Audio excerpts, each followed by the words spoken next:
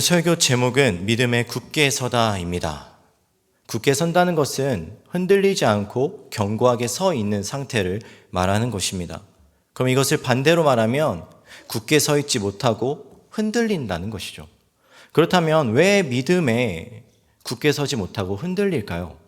제가 초등부 아이들한테 이런 굉장히 심오하고 어려운 질문을 해봤습니다. 3, 4학년, 10살, 11살 되는 아이들한테 너희는 어떨 때 믿음이 흔들리니? 라고 물어봤습니다. 아이들의 대답은 여러 가지가 나왔는데요. 첫 번째는 예배드리기 싫을 때요. 하나님보다 다른 것이 더 좋을 때요. 누가 하나님이 가짜라고 할 때요. 기도했는데 안 들어주실 때요. 아이들의 대답이 굉장히 다양하고 순수합니다. 그렇죠? 근데 이를 종합해보면 보통 어떠한 유혹거리가 찾아오거나 혹은 시험 그리고 어려움이 찾아올 때 하나님이 계시지 않는 것 같고 그리고 예수를 믿는 믿음이 흔들린다라고 아이들은 쉽게 대답했습니다. 사실 이것은 비단 아이들에게만 해당되어지는 것은 아닌 것 같습니다. 오늘 본문 에바브로를 통해서 복음을 들었던 그 골로새 교회 성도들에게 바울은 편지하고 있는데요. 왜 바울이 그들에게 편지를 했냐면 그들이 이 믿음에서 흔들리고 있었기 때문입니다. 그들을 흔들리게 하는 것이 있었다라는 것이죠. 당시 골로새는 라오디게아와 히에라볼리는 그런 그 사이에 있는 그 번영된 도시의 그 사이에 있는 도시로서 여러 가지 철학과 사상들이 혼합되어져 있는 도시였습니다. 무역의 도시였기 때문에 많은 사람들이 왔다 가고 또 그곳에서 많은 혼합적인 것들이 섞여 있는 지방이었습니다. 그러다 보니 이방인이었던 그들이 예수 그리스도를 믿고 하나님의 자녀로서 사는 것은 굉장히 어려웠을 것입니다. 왜냐하면 그 지역에 이미 팽배한 우상과 또 여러 가지 철학과 그런 다양한 것들이 있었기 때문입니다. 하지만 그들은 오늘 본문 말씀처럼 예수를 주로 받았습니다. 그들은 복음을 들었기 때문입니다. 이제 그들은 이전의 삶을 버리고 그리스도의 죽음과 부활을 통해서 그리스도와 연합된 자들로 살아야만 했습니다. 그런데 그들을 흔들는 사람들이 있었습니다. 바울이 그래서 그들에게 흔들리지 말아야 할 것을 당부하며 편지를 쓰고 있는 것이 오늘 골로새서 말씀입니다. 오늘 읽었던 본문 8절 말씀을 읽겠습니다. 네, 한번 읽어보겠습니다. 시작. 누가 철학과 헛된 속임수로 너희를 사로잡을까 주의하라. 이것은 사람의 전통과 세상의 초등학문을 따르며 그리스도를 따름이 아니니라. 사로잡는다라는 표현은 약탈한다, 그리고 좀 심한 말로는 유괴한다라는 표현으로 볼 수 있습니다. 골로새 성도들을 흔들던 자들이 사실 정확하게 누구인지는 본문에서 나오지는 않습니다. 하지만 그들이 주장했던 것들을 좀 살펴보면 세상의 초등학문, 사람이 만들어낸 어떠한 전통이나 철학, 점성술, 신비주의, 율법과 천사숭배 이런 것들이었습니다. 이러한 여러 가지 철학과 헛된 속임수는 허무맹랑한 이야기가 아니었습니다. 4절 말씀에 보면 교묘한 말이다 라고 말하고 있는데요. 교묘하다라는 것은 주의하지 않으면 쉽게 우리도 속아 넘어갈 수 있는, 마음을 빼앗길 수 있는 것이라는 것입니다. 이러한 헛된 속임수는 그리스도의 권위를 교묘하게 깎아내립니다. 그들이 받았던 복음, 그리고 그들이 누리고 있는 그 구원의 그 감격을 이제 불완전하게 만들어버립니다. 그래서 예수 그리스도가 완전하지 않다라는 것이죠. 그래서 여기에다 무엇을 더합니까? 인간적인 가르침, 계명, 종교적인 행위 이런 것들을 더해야 한다면서 골로새 성도들의 믿음을 흔들게 하였습니다. 어떻게 보면 이러한 거짓 가르침이 옳은 것처럼 보일 수 있습니다. 왜냐하면 그들이 굉장히 교묘하게 말하기 때문입니다. 또 근거가 있는 것처럼 그들은 굉장히 다양하고 또 섬세하게 말할 것입니다. 하지만 이러한 가르침들은 그리스도를 따르게 하는 것이 아니었습니다. 사람의 전통과 세상의 초등학문을 따르게 하는 것이었습니다. 그 결과 이러한 것들을 따라가다 보면 결국에는 그리스도의 진리로부터 멀어질 수밖에 없었습니다. 바울은 이러한 교묘한 속임수에 흔들리고 있는 골로새 성도들에게 그들이 받았던 복음에 대해서 이야기하고 있습니다. 오늘 6절 말씀을 함께 읽겠습니다. 시작. 그러므로 너희가 그리스도 예수를 주로 받았으니 그 안에서 행하되. 바울은 흔들리고 있는 골로새 성도들에게 거짓된 가르침은 이러한 것들이 잘못된 것이야 라고 말하는 것이 아니라 오히려 그들에게 이렇게 말합니다. 너희가 에바브로를 통해 받았던 그 기본적인 가르침으로 되돌아가라. 그 가르침, 그 교훈을 다시 생각해봐라 라고 말하고 있습니다. 그 가르침, 그 교훈은 무엇입니까? 바로 복음이었고 예수 그리스도였습니다. 그들은 오늘 말씀을 보니 예수 그리스도를 믿고 예수님을 주로 받았다라고 말하고 있습니다. 바울은 골로새 성도들이 어떠한 하나의 교리적인 것으로 예수를 주로 받았다라고 말하지 않습니다. 그들은 교리적인 것이 아니라 예수 그리스도 그 자체를 받았습니다. 복음을 받았습니다. 그래서 하나님의 은혜를 깨달은 사람들이다라고 상기시켜주고 있습니다. 골로새서 1장을 보면 그들의 이전 모습에 대해서 나오고 있는데요. 골로새서 1장에 보면 이방인들이었던 골로새 성도들은 악한 행실로 멀리 떠나서 마음으로 하나님과 원수가 되었던 자들이다 라고 말하고 있습니다. 그런데 그들이 이제는 예수 그리스도의 죽으심으로 말미암아 속량 곧 죄사함을 받았고 하나님과 화목하고 이제는 죄의 종이 아니라 의의 종으로 변화되었습니다. 그래서 그들은 이제 새로운 피조물이 되었고 새 것이 되었습니다. 세상의 헛된 것들의 중심을 두었던 이전의 삶에서 벗어나서 이제는 그리스도 안에서 새로운 삶을 사는 사람으로 새롭게 변화되어야 된다는 것입니다. 나 중심이 아니라 나 중심적인 사고에서 벗어나서 예수 그리스도의 중심으로 그리고 예수 그리스도 안에서 살아가야 한다는 것입니다. 그런데 이렇게 사는 것이 너무 어렵습니다. 토마스 아퀴퍼스가 그리스도를 본받아라는 책에서 이런 질문을 오늘날의 성도들에게 던지고 있습니다. 실제로 내 인생을 좌지우지하는 주인이 대체 누구인가? 내가 자나깨나 앉으나 서나 자연스럽게 떠오르고 내 마음을 다해 사랑하는 것이 무엇인가? 라는 질문과 함께 이것을 내려놓지 않고는 결코 그리스도의 복음을 삶의 실제로 살기 불가능하다. 그러므로 마음의 중심을 주님께 드리라 라고 책에서 권면하고 있습니다. 우리의 삶을 보면 공교롭게도 예수 그리스도와 나 두 주인이 함께 살고 있는 것처럼 느껴진다라고 토마스 아퀴퍼스는 말합니다. 예수를 주로 받았지만 우리의 연약한 본성으로 인해서 자꾸 내가 주인인 것 같이 삶을 살아간다는 것입니다.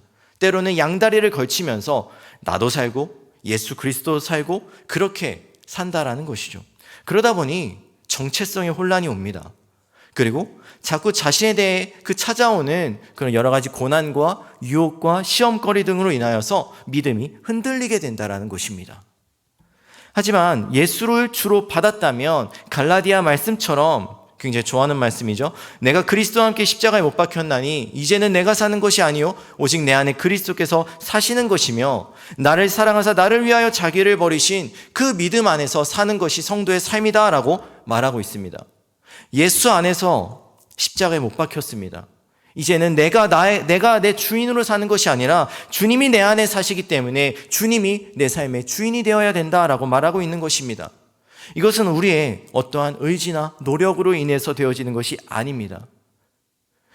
주님의 안에서 행하는 것은 나의 노력이 아니라 나의 주님이 내 안에서 이미 행하고 계시기 때문에 우리는 그 안에서 행할 수 있다는 것입니다. 다시 말하면 내가 어떠한 노력으로 인해서 주님 안에서 행하는 것이 아니라 이미 내 안의 주인이 주님이 되셨기 때문에 그 안에서 우리는 행할 수 있다라는 것입니다. 그래서 우리는 어떤 것도 예수 그리스도에게 더할 것이 없습니다. 예수 그리스도 한 분으로 완전합니다. 그 안에서 행하는 것은 단편적으로 끝나는 것이 아닙니다. 아까 읽었던 6절 말씀에 그 안에서 행하다라는 말은 불규칙하게 단편적으로 끝나는 것이 아니라 지속적으로 계속해서 그렇게 살아가야 한다라는 것을 말하고 있는데요. 7절 말씀에서 조금 더 자세히 살펴보도록 하겠습니다. 7절 말씀 읽겠습니다. 시작. 뿌리를 박으며 세움을 받아 교훈을 받은 대로 믿음에 굳게 서서 감사함을 넘치게 하라. 여러 가지 동사들이 나오는데요. 첫 번째는 뿌리를 박는다라는 표현을 썼습니다.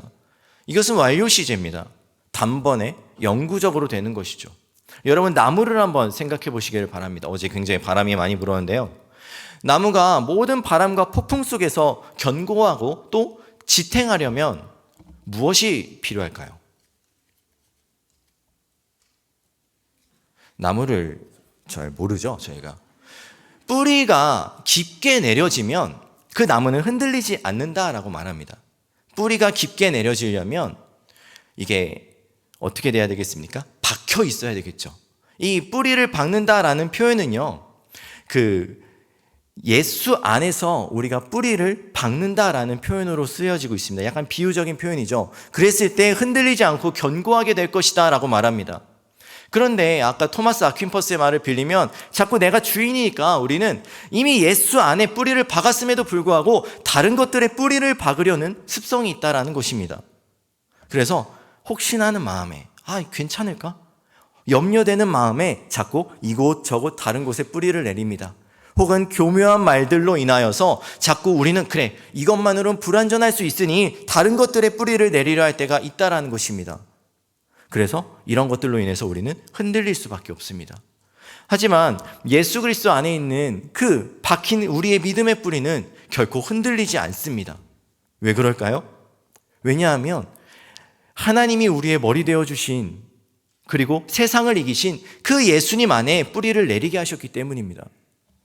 아까 완료형이고 단번에 이루어지는 것이라고 했잖아요. 계속 하는 것이 아니라 이미 우리가 예수를 주로 받았을 때 우리의 뿌리는 예수 그리스도에게 내려졌기 때문이라는 것입니다. 그래서 그 무엇도 예수 그리스도를 대신할 수는 없습니다. 그리고 우리는 더 이상 다른 것에 뿌리를 내릴 필요도 없습니다. 우리의 믿음의 뿌리는 예수 한 분으로 족합니다. 그 예수를 내 삶의 주인으로 받는 것이 뿌리를 내리는 것인데요. 우리는 그래서 어떠한 노력이나 또 어떠한 행위를 통해서 우리는 우리의 믿음을 견고하게 할 필요가 없습니다.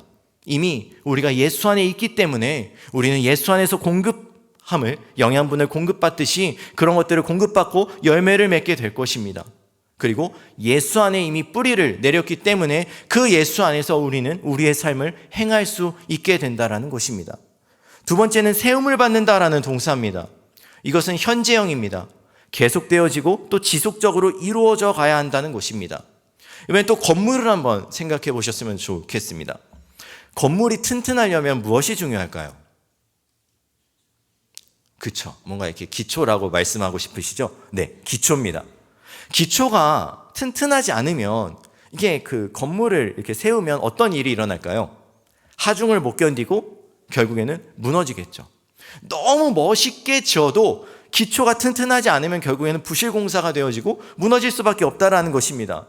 흔들릴 수밖에 없다라는 것입니다. 이것을 다시 한번 좀 표현해 보면 그리스도가 아니라 어떠한 것들, 세상의 철학이나 초등학문, 아니 어떤 것의 기초, 내가 생각하는 좀 이것은 괜찮을 거야 라고 생각하는 그것들에 우리가 기초를 세우게 되면 겉모습은 화려해 보이고 지금은 서 있는 것 같지만 언젠가는 흔들리고 무너질 수밖에 없다라는 것입니다. 골로새서 1장 16절에서는 이렇게 말합니다. 만물이 그에게서 창조되되 하늘과 땅에서 보이는 것들과 보이지 않는 것들과 혹은 왕권들이나 주권들이나 통치자들이나 권세들이나 만물이 다 그로 말미암고 그를 위하여 창조되었다라고 말하고 있습니다. 모든 것이 다 그로 말미암고 그로 인하여 창조되었던 것입니다. 그 어떤 것도 예수 그리스도를 대신할 수 없습니다. 왜냐하면 예수 그리스도가 중심이기 때문입니다. 만물의 주관자 되어주시는 그 예수께 우리가 삶의 기초를 둔다면 하나님은 계속해서 우리를 그 안에서 행하게 하실 것이고 또 예수 그리스도 안에서 우리의 또 하나의 어떠한 그 건물 같은 것들을 세워나갈 것입니다. 그래서 우리는 그 기초를 예수 그리스도 안에 두어야 한다는 것입니다. 세 번째는 교훈을 받은 대로 믿음에 굳게 서라 라고 말합니다. 굳게 서라라는 것도 진행형이겠죠. 계속되어져야 한다라는 것입니다. 현재형으로 쓰였는데요. 골로새 성도들은 그들이 받았던 복음의 교훈을 그대로 지켜야만 했습니다. 왜 그들이 받은 교훈을 그대로 지켜야 했을까요? 부족함이 없었기 때문입니다. 어떠한 것을 더하거나 뺄 필요가 없다라는 것입니다. 예수 그리스도는 완전합니다. 예수 그리스도와 함께 이미 세상의 그 어떤 헛된 것들은 다 십자가에 못 박혔고 이제 예수 그리스도 안에서 새로운 삶을 살아야만 하는 것입니다. 우리가 주님 안에 있을 때 그 어떤 것도 우리를 흔들 수 없습니다. 우리는 착각합니다. 우리가 어떠한 행위를 통해서 우리의 어떤 노력을 통해서 우리의 믿음을 더 굳건하게 할 것이다 라는 착각을 합니다. 그러다 보면 어떤 문제가 있습니까? 자꾸 어떠한 것을 우리가 더 하게 되고 어떤 것을 자꾸 지켜야 되고 이런 것들 때문에 이런 것들을 지키지 못하면 자꾸 우리는 흔들리는 거죠. 왜 난 이게 못할까? 왜 나는 이것밖에 안 될까? 그러면 토마스 아퀴퍼스처럼 예수 그리스도가 아니라 나를 중심에 두고 자꾸 신앙생활을 하게 됩니다. 그래서 우리는 내 주인을 예수 그리스도로 두고 그 안에서 행한다라는 것은 우리의 어떤 노력과 행위를 더하는 것이 아니라 예수 그리스도 한 분으로 완전하기 때문에 그분 안에서 우리는 삶을 살아가야 된다라는 것입니다. 7절의 마지막에 보면 우리의 삶에 감사함이 넘치게 된다라고 말하는데요. 우리의 행위나 노력으로는 우리의 삶에서 결코 감사함이 넘칠 수 없을 것입니다. 여러분, 감사함이 넘치는 삶을 살고 계십니까? 쉽지 않죠. 자꾸 어떤 우리 가운데 일어나는 현상들과 어떤 문제들 때문에 우리의 감사가 빼앗기는 것 같고 자꾸 우리는 그 안에서 좌절하고 넘어지고 쓰러질 수밖에 없습니다. 하지만 우리가 이 땅을 살면서 우리의 어떠한 행위로 이 감사를 채우기에는 부족하기 때문에 예수님께서는 이미 그 모든 것에서 이기시고 승리하셔서 우리가 노력하지 않아도 우리가 예수를 주로 받았을 때, 우리가 그분께 뿌리를 받고 있을 때 하나님의 은혜로 우리는 그 안에서 자유함을 누리고 우리는 그 안에서 감사가 넘치는 삶을 살 수 있게 된다는 것입니다. 그래서 우리는 흔들리지 않는 것입니다. 그래서 그 어떤 것도 우리를 흔들 수 없다라는 것입니다. 우리가 우리의 노력이 아닌 우리 안에 계신 그 주님으로 인하여, 그 주님 안에서 우리가 우리의 삶을 살아내기 때문에 그분으로 인하여 오는 감사가 우리 안에 넘치게 된다라는 것입니다. 우리의 노력으로 어떤 것으로 얻어지는 감사가 아니라 주님 안에서 누리는 감사가 우리 안에 있게 된다라는 것입니다. 사랑하는 성도 여러분, 오늘날에는 마치 골로새 교회처럼 그 상황처럼 우리를 흔들리게 하는 것이 너무나도 많습니다.